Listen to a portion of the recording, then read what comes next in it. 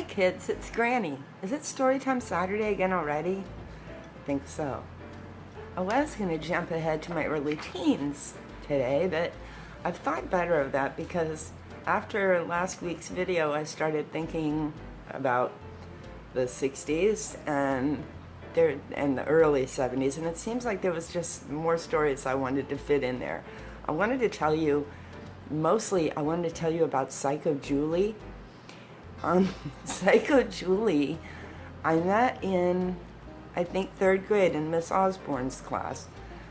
And she was a normal little kid. We played together. Not that often, but she would come over to the house, and I don't remember ever playing at her house. Not sure why. My mom usually had my friends play at our house first, and then she would get an idea of, like, I don't know, the quality of that friend or something.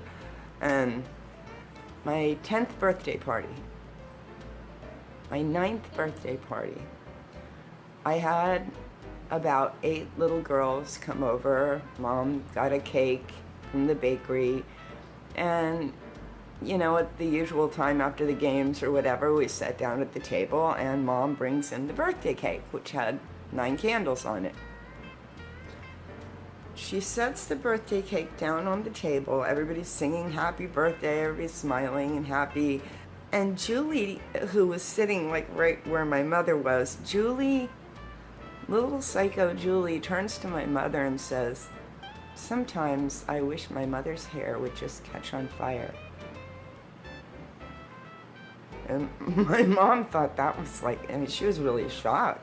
She didn't say anything. She just put the birthday cake down and the birthday party went on. But my mom asked me later, she goes, you know, what's wrong with that little girl? And she told me what the little girl had said to her. And, you know, I thought maybe my mother had misunderstood. I mean, surely she didn't really say that. So I continued to play with Julie at school, and now and then she would come over. Everything was fine. Then one day she came over and we were playing in my room, and she asked me to please go get a candle and that she was going to show me how to go into a trance.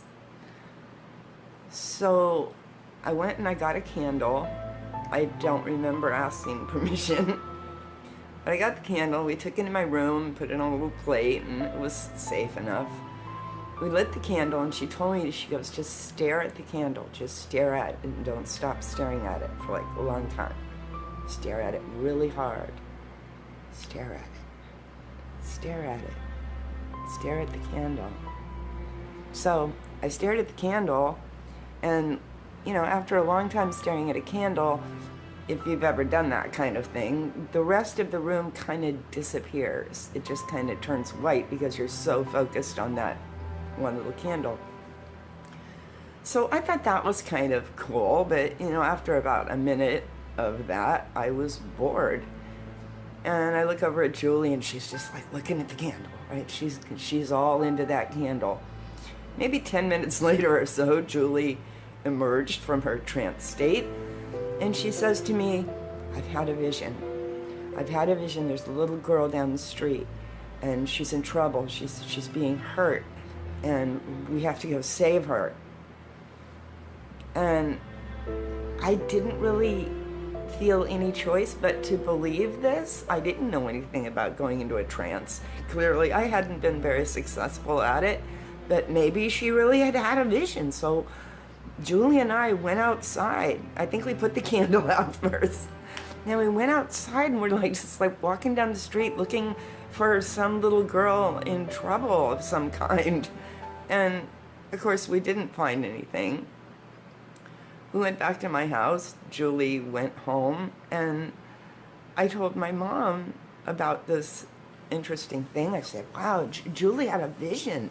She had a vision that there was a little girl going down the street that was getting hurt, but we didn't find her, and, you know, I'm still really concerned about this.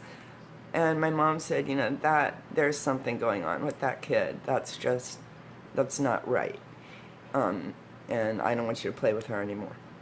So that was kind of the end of my friendship with Julie, and I was kind of okay with that because I thought she was kind of strange too. I often wonder whatever became of Julie, if she truly was psychotic or if she was just a kid that, maybe had older teenage sisters who were teaching her some weird hippy-dippy stuff.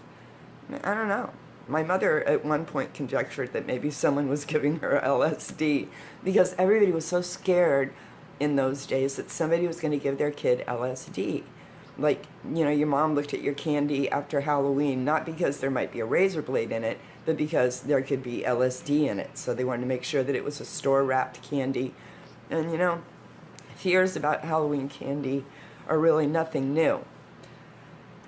Because, that was the late 60s, and drugs were like the thing. I mean, everybody was on drugs. My parents weren't on drugs. My parents were into alcohol. That was their thing, was alcohol. And I'll get into that in another story time, different story time. Okay, what else did I want to tell you about? I told you about Psycho Julie. And I told you last week that at 11 years old, I met my best... Can I talk? I told you last week that at 11 years old, I can't talk. I told you last week that at 11 years old, I met my best friend, Carol, she's just an absolutely wonderful person, and she was a wonderful kid, and we had just the greatest times together, mostly laughing. Most of my memories with Carol are just us hysterically laughing over one thing or another. Every day, we would have lunch together at our grade school. We met in 6th grade. So at our grade school, the lunch area for the older grades, grades 3 to 6, was outdoors. It was like this little picnic area in a little courtyard at the school. So we would have our lunch outdoors unless it was raining, and then they'd let us eat in the classroom. This was when they were still like building a new cafeteria or something, so they put together this little picnic area. That's where we ate lunch in 6th grade. So we're outside eating lunch, and my mom always packed me these little, what they called fruit cups. It was a little, like a Del Monte cup of fruit. It was a little tiny can, and with a pull lid of some kind, and then she would put a plastic spoon in my lunch so I could eat these little cups of diced fruit. Well, being an entitled, wasteful kind of child, I thought it was hilarious to take the spoon.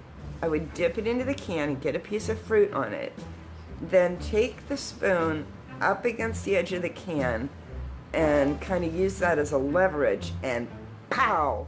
You could shoot that diced piece of fruit like for miles. I mean, it seemed like it shot for miles. It would go all the way over to like where the boys ate.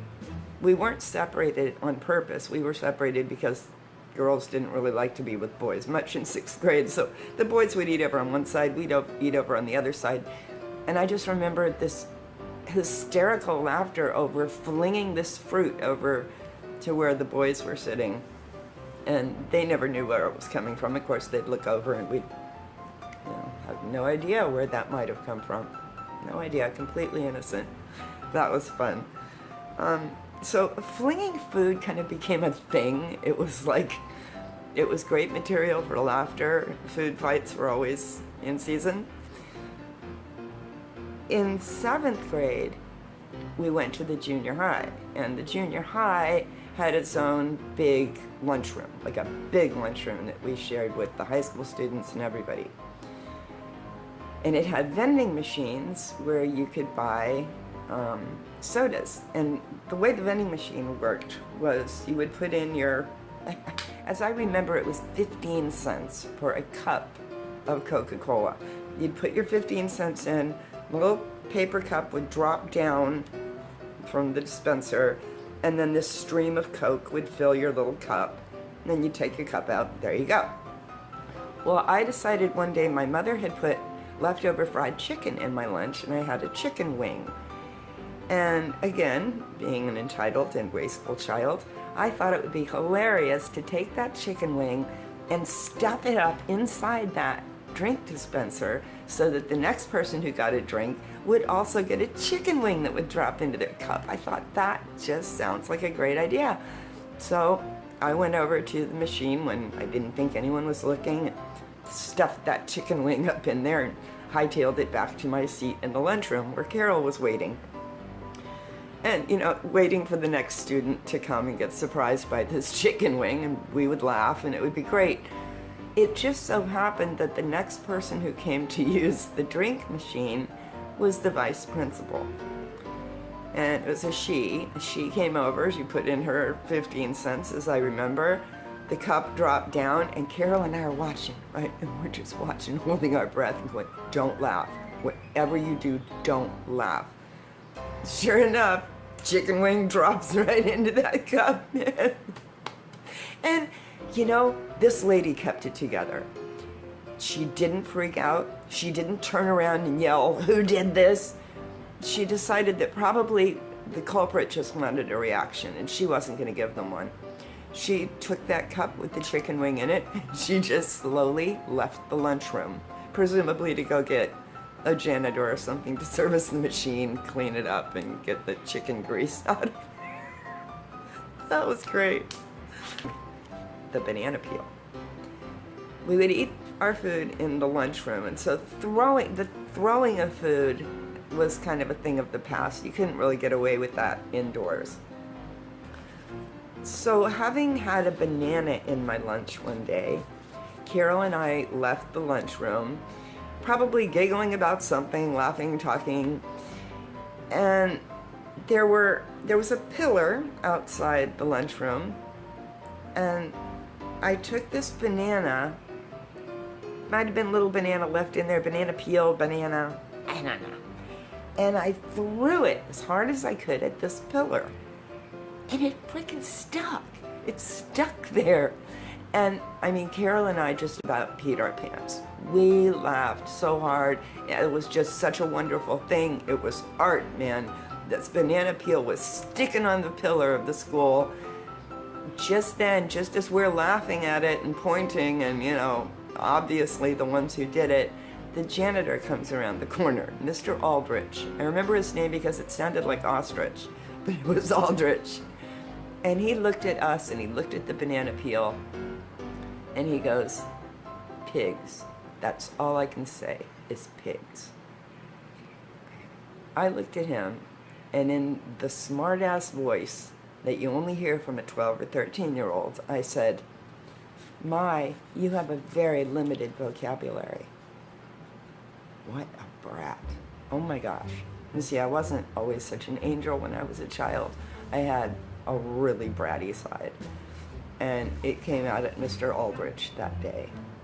As I remember, this was reported and we had some kind of a little consequence. I don't remember if we had to clean the pillar with soap and water. I don't remember what the consequence was, but yeah, at least I got in trouble. I don't know if Carol got in trouble too for laughing. She didn't throw the banana peel, all she did was laugh. But man, yeah, food, always entertaining.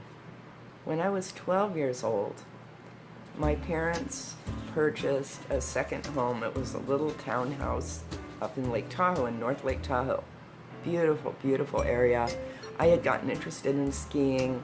My dad skied cross country a little bit.